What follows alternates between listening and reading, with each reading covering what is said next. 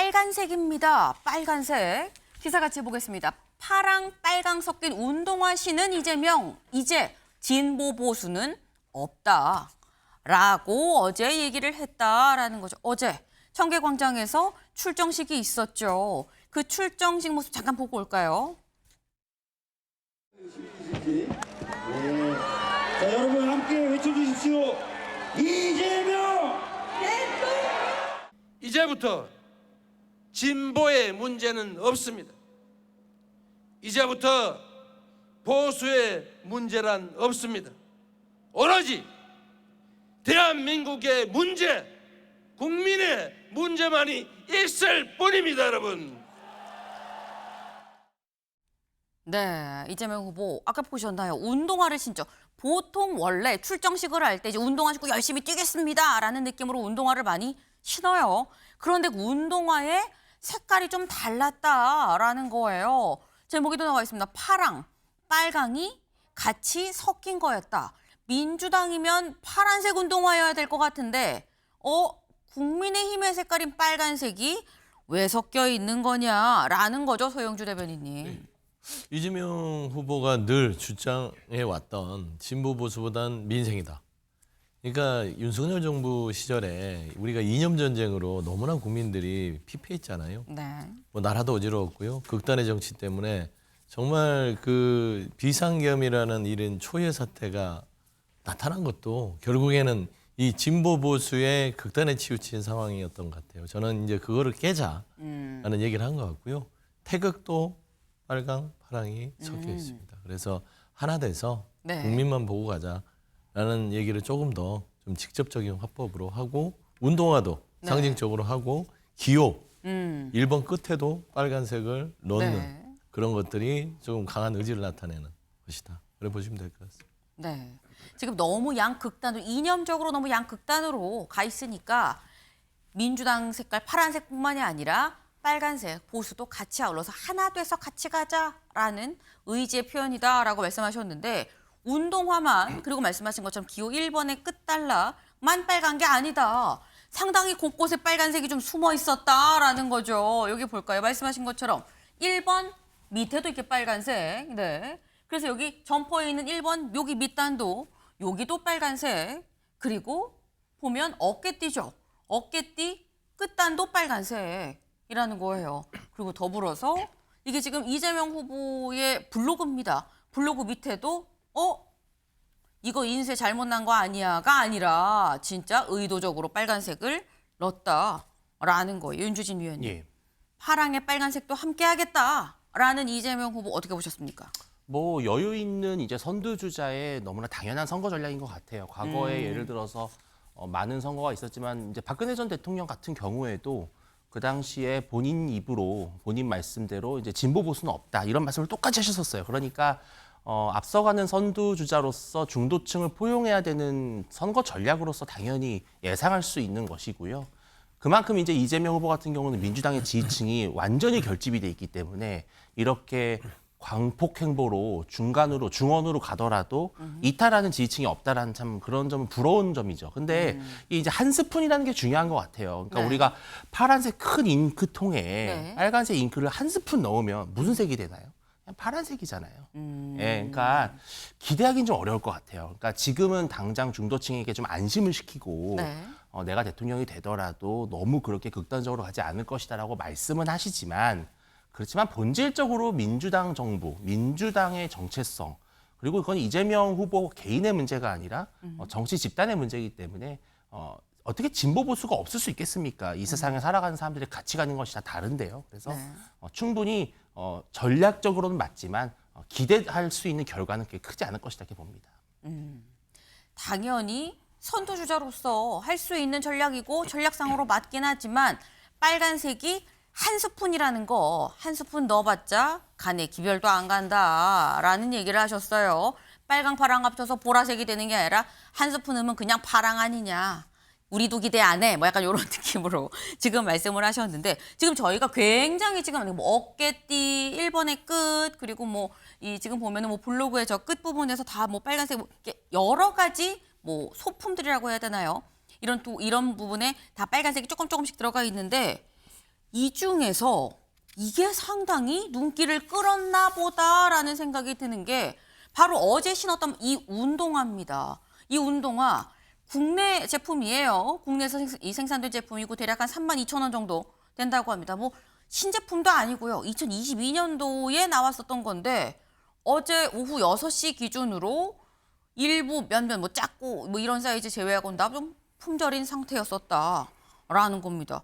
뭐 이거는 서영주 대변인님, 네. 약간 이재명 후보가 완판남이냐, 뭐 약간 이런 느낌이 드는 건데. 아무래도 뭐 이재명 후보가 가지고 있는 네. 팬덤이 있으니까 뭐 이재명 후보를 지지하는 분들께서 네. 그러면 나도 한번 신어볼까? 그리고 이번 지금 대선 기간이잖아요. 저거 신고 선거운동 하려는 또 선거운동원들도 있어요. 그렇기 때문에 네. 뭐 완판남? 뭐 완판남이 되면 기분 좋은 거 아니겠습니까? 뭔가 사람들에게 인기를 끈다라는 측면이라서 선거 첫날부터 저 운동화가 주목받는 그러니까 빨간색과 파란색을 섞는 통합의 어떤 메시지가 정확하게 국민들한테 전달되는 효과를 가져왔다라는 측면에서는 잘했다라고 말할 수밖에 없습니다. 네. 말씀하시면서 제가 질문도 다 던지기 전에 벌써 입꼬리가 이렇게 올라가 계셨어요. 네. 원판 좋다. 네. 좋은 일이죠. 라고 지금 말씀을 지금 하셨는데 사실 이렇게 이 운동화 자체만으로도 굉장히 큰 관심을 끈다는 거. 이재명 후보를 보는 사람도 많고 좋아하는 사람도 많고 하지만 그런 사람이 많으면 싫어하는 사람도 분명히 있다라는 또 이 반어적인 얘기가 또 되는 거기도 하죠. 다음 사진 기사 같이 볼까요? 보겠습니다. 지금 이재명 후보가 당 점퍼를 입고 있는데 안에 뭘 입었죠. 흰색 셔츠 위에 뭐 하얀색을 또 뭘 입었습니다. 이게 뭐냐? 바로 방검복입니다. 총, 칼, 뭐 이런 흉기 같은 거에 전혀 이 문제가 없도록 이 방어해주는 방검복을 입었다라고 대체 왜 입었냐라는 거죠. 어제 김민석 최고위원, 전현희 최고위원 얘기 잠깐 들어보고 오겠습니다. 러시아제 권총을 밀수로 해서 뭐 암살을 하겠다 예. 이런 취지의 제보들이 그동안 민주당에 제보가 엄청 많이 들어왔습니다. 그리고 또 블랙 요원들이 그 후보 근처를 배회하고 있다 이런 얘기까지 돌고 있더라고요. 이재명 후보를 완벽하게 지켜야 합니다. 총기와 폭약에 의한 후보 테러 제보도 입수되고 있습니다. 결코 방심할 수 없습니다. 네. 지금 이재명 후보에 대해서 자꾸 제보가 들어온다. 뭐 러시아제 뭐가 들어왔다는 얘기도 있고 상당히 좀 불안하다라고 사실 이게 뭐 어제 오늘 얘기는 아니죠. 좀 되긴 했습니다. 근데 그때 그 제보와 내용들이 지금까지도 계속 이어지고 있고 아직도 여전하다라는 얘기를 하고 있는데 윤주진 위원님. 예. 사실 이재명 후보가 한번 공격을 받았던 적이 있긴 있거든요. 부산에서. 예. 그 사실 이걸 어떻게 봐야 되냐. 어떻게 보십니까? 당연히 뭐 피습 테러를 한번 당했던 그런 사례가 있는 분이기 때문에 그 공포와 또 그런 것들이 많을 것으로 보이고요. 또 정말로 그런 제보가 있다면 당연히 저는 뭐 방검복 입고 경호 강화하고 네. 최대한 테러를 방지하기 위한 여러 가지 조치에 대해서는 당연히 올바른 조치라고 생각을 합니다. 이제 제가 조금 우려되는 것은 물론 있어서는 안 될 테러지만 네. 이제 그 가능성이 저는 그렇다고 해서 아주 높은 건 아닐 수 있다. 그러니까 미연에 방지하는 것은 맞지만 우리 국민들 수준이라는 것이 그렇다고 해서 아주 뭐 대한민국이 뭐 테러의 온상인 그런 나라는 또 아니지 않습니까? 그리고 그러니까 이런 제보가 있고 당연히 이러한 제보가 있다면 이것은 경찰이라든지 전문 경호 인력을 통해서 사실은 너무 떠들썩하지 않게 조용히 해결하고 처리하고 예방해야 되는 문제인데요. 저는 조금 국민들한테 상대로 약간 이재명 후보가 이렇게 위협을 당하고 있다라는 프레임을 만들면서 약간 이재명 후보에 대해서 반대하는 사람들을 마치 전체적으로 좀 되게 공격적이고 폭력적인 사람들인 것처럼 매도하는 것 같은.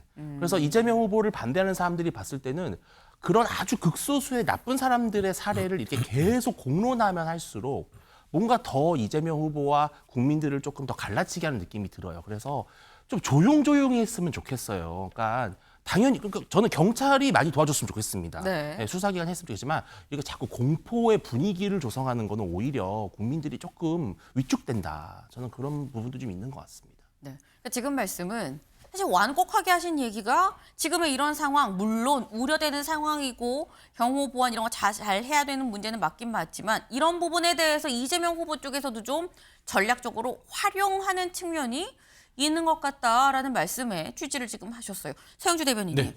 사실 이 얘기가 뭐 러시아제 뭐 권총이 들어오고 뭐 이런 얘기가 몇 달 됐긴 했거든요. 근데 아직도 못 잡았어? 라는 생각을 할 수 있어요. 그렇습니다. 일단 여러 가지 제보들이 오는데 이 방검복이 굉장히 불편해요. 입고 다니기. 무게도 한 3kg쯤 된다고 하더라고요. 3kg면 3kg를 몸에 계속 입고 다녀야 되고요. 그 위에 또 옷을 입으려면 불편하지 않겠습니까? 불편을 감수하면서까지 선거 캠페인으로 활용한다? 그럴 수는 없죠. 예를 들면 국민들 보기에도 민망할 수 있지 않습니까? 그래서 지금 지난 부산에서의 그 정치 테러를 한번 당하셨기 때문에 그 염려들이 지지자 측에도 많고 당에 들어오는 제보들이 구체적으로 들어옵니다. 총기 밀반입부터 시작해서 HID 의원들이 아직도 활동한다라는 제보들이 구체적으로 정통한 정보통을 통해서 들어오기 때문에 네. 대비해야죠. 그리고 이렇게 공개적으로 해놔야 그런 생각을 가진 사람들이 포기를 하게 되는 것입니다. 수사는 수사죠. 수사는 당연히 해야 되는 것이고 이 어떤 첩보의 부분들을 완벽하게 클리어하면 좋겠는데 부산에서 정치 테러 당할 때 뭐 첩보가 있어서 당했습니까? 아니잖아요. 그래서 그걸 완벽하게 대응하면서 갈 수밖에 없는 불편함 이해해 주셨으면 좋겠다. 그런 말씀드립니다. 네. 그러니까 이게 공개 수사는 하는 건데 공개적으로 해야 뭔가 공격을 하려는 피해를 입히려는 쪽에서도 보고 아이고 이거 안 되겠네라고 마음을 좀 단념하는 부분이 있지 않겠느냐. 우리가 일부러 힘든데 굳이 몸에 3kg짜리 방검복 입고 선거운동 다니겠냐 뭐 이런 말씀을 또 하셨어요. 어쨌거나 민주당 입장에선 지금 현재 초비상이다라는 얘기가 나옵니다. 다음 기사 볼까요? 네. 민주 이 테러 제보의 초비상 트럼프식 사면 방탄 요리를 검토하고 있다라는 거예요. 방탄 요리가 뭐야? 궁금해서 찾아봤습니다. 트럼프가 지금 현재 받고 있는 사면 방탄 요리가 뭔지 같이 볼까요? 이거라는 거예요. 언뜻 보면 여기 뭐 프롬프터 아닌가라는 생각을 할 수도 있는데 그게 아니라 여기 하나 있고요. 요 뒤에 있고요. 여기도 보이시나요? 요 뒤에 있고 여기도 하나 있고 해서 네 면에서 혹여 뭐 스나이퍼나 뭐 이런 사람들의 이런 공격을 피할 수 있도록 방탄 유리로 딱 이 방어하고 그 안에서 이렇게 연설을 한다라는 겁니다. 이걸 지금 이재명 후보도 검토를 하고 있다라는 거예요. 더불어서 지금 현재 경찰 수사도 진행이 되고 있다라고 하죠. 다음 기사 볼까요? 대선 후보 협박글 7건 수사에 착수했다라는 겁니다. 요건 조금 전에 저희가 들은 뭐 이 러시아제, 뭐 무기 밀반입 이런 거와는 또 다른 얘기죠. 이거는 글로 올린 협박글. 글로 올린 협박글이 7건에 대해서 수사에 착수했고 근데 이 7건이 다 여야 뭐 후보가 아니라 그냥 다 이재명 후보 관련한 것들이다라는 거예요. 네. 하지만 아까 지금 수사하고 있다는 러시아제 뭐 무기 관련해선 여기 볼까요? 러시아제 소총 반입설에 대해서는 아직 확인된 바 없다라고 경찰은 또 얘기를 하고 있다라는 겁니다. 윤주진 위원님. 예. 그러니까 이게 굉장히 구체적으로 제보가 들어온다라고 지금 민주당에서는 얘기를 하고 있는데 구체적인 제보인데 왜 수사의 진척이 없는 거냐라는 생각이 또 들어요. 그러니까 제보가 구체적이라고 해서 네. 실체가 있다고 단정 지을 수는 없죠. 그러니까 제보 자체는 상당히 구체적으로 할 수 있지만 그것이 실제로 존재하는 정보에 바탕한 것인지 아니면 그 제보 자체도 사실은 오염된 제보일 수 있잖아요. 그래서 뭐 구체적인 제보냐 다수의 제보냐가 중요한 것이 아니라 실제로 그런 일이 있었을 것이냐라는 게 중요한 것인데 아직까지는 다행히도 그런 게 없는 것으로 보이고요. 사면 방탄유리 저는 그냥 했으면 좋겠어요. 하시라는 거죠. 네. 네, 그런 게 필요하다고 생각한다면 하시고 경호를 더 강화하면 좋은데 자꾸 민주당이 지금 만들고 싶어하는 어떤 이미지가 있는 게 아니라는 생각이 드는 것이 그러니까 이재명 후보가 지금 너무나 앞서 나가고 있는 선두고 자신만만한 상황이잖아요. 네. 그런 상황에서 아직까지도 이재명 후보를 뭔가 국민들과 특정 세력으로부터 위협당하고 탄압당하는 그런 모습에 너무 이렇게 좀 국민들에게 자꾸 각인시키려고 한다는 생각이 좀 드는 거죠. 당연히 어느 나라나 유력 대선 주자에게는 그런 폭력과 테러의 위협이 있을 수밖에 없고 그것은 네. 우리나라에서도 반드시 예방해야 됩니다. 그런데 국민들에게 너무 이렇게 또 이재명 후보를 반드시 우리가 다 지켜주자, 이재명 후보가 지켜야 된다, 이런 식의 주장은 국민들이 봤을 때는 잘 지키시면 되잖아요, 그렇죠? 근데 왜 그걸 자꾸 국민들에게 강요하는 것인지 저는 그게 조금 의아합니다. 아니 네, 짧게. 아니 국민들한테 지켜주세요라고 이렇게 뭐 방검복 입고 하는 것들이 국민들이 그렇게 일차원적일까요? 지켜주세요하면은 윤주진 의원처럼 생각하는 사람 없을까요? 뭐야 하고 반발한 사람도 있어요. 사실상 이게 득실의 문제가 아니라 네. 신변이 불안하니까 그런 거잖아요. 그래서 저는 이런 부분들은 비판의 여지가 아니라 철저하게 후보 보호에 경찰과 많은 관계기관들이 해줘야 된다. 그렇게 말씀드립니다. 네. 일단 경찰 수사가 좀 빨리빨리 진척이 돼서 실체를 좀 빨리 잡았으면 좋겠다라는 게 하나. 그리고 두 번째로는 일단 우리가 우려하는 일이 벌어지지 않아야 된다라는 거죠. 안전이 최우선이다라는 점을 거듭 좀 말씀을 드립니다. 다음 키워드로 넘어가 볼까요?